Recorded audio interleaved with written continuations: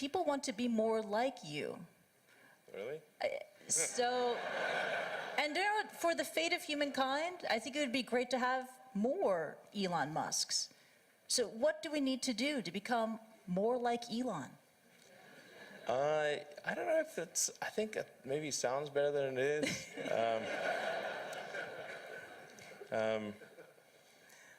Yeah, I mean, honestly, there's a friend of mine who's got a great saying about creating a company, which is trying to build a company and have it succeed is like eating glass and staring into the abyss. So, I mean, what tends to happen is it's sort of quite exciting for the first several months of starting a company, and then reality sets in. Things don't go as well as planned. Customers aren't signing up. The technology or the product isn't working as well as you thought. And then that can sometimes be compounded by a recession, and it can be very, very painful for several years. So I think, frankly, starting a company, I would advise people to have a high pain tolerance. Yeah. And thanks for reminding us of the harsh, very harsh and brutal reality of launching a startup.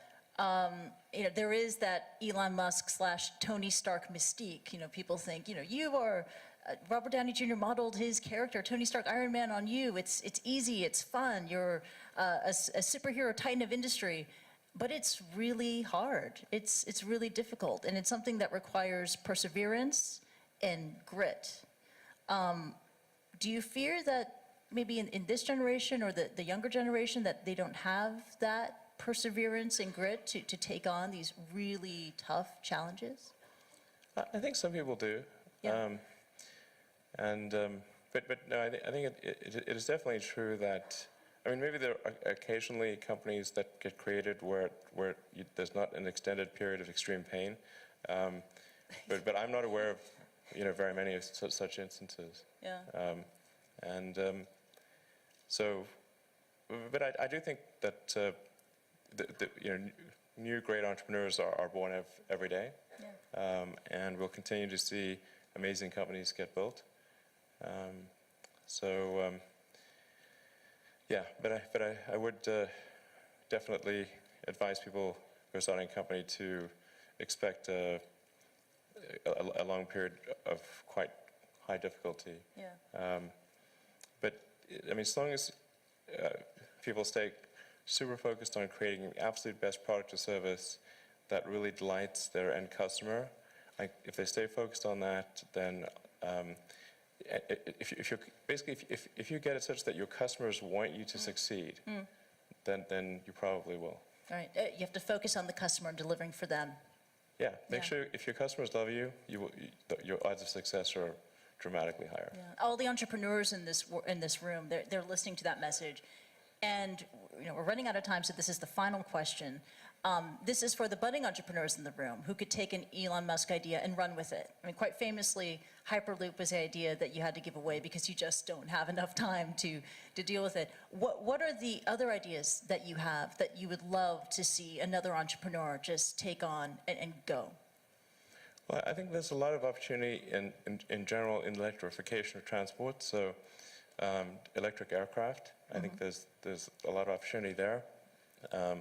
I think in genetics, although that's sort of a thorny area, but I think that's in terms of solving some of the more intransigent diseases, genetics are really key to solving those. Something that I think people maybe are only beginning to look at is establishing some kind of brain-computer interface. A brain-computer interface.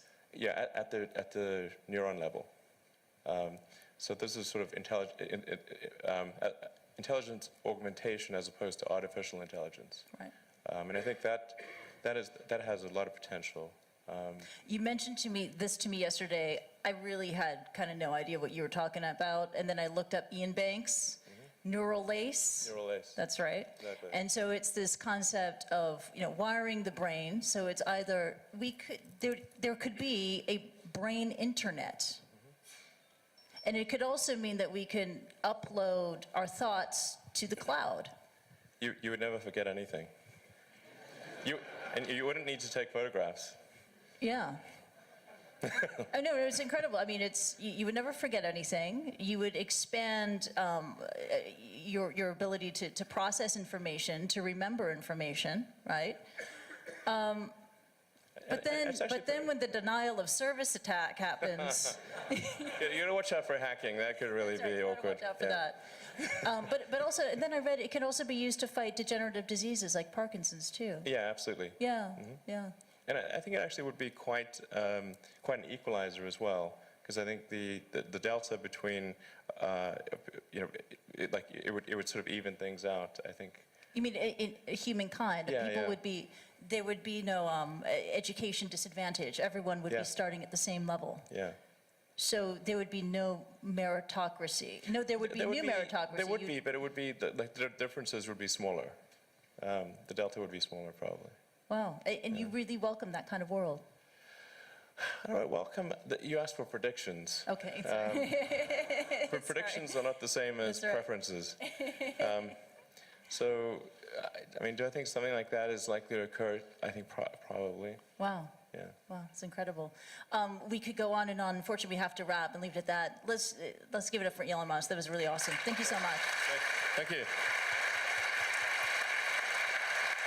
Thank you.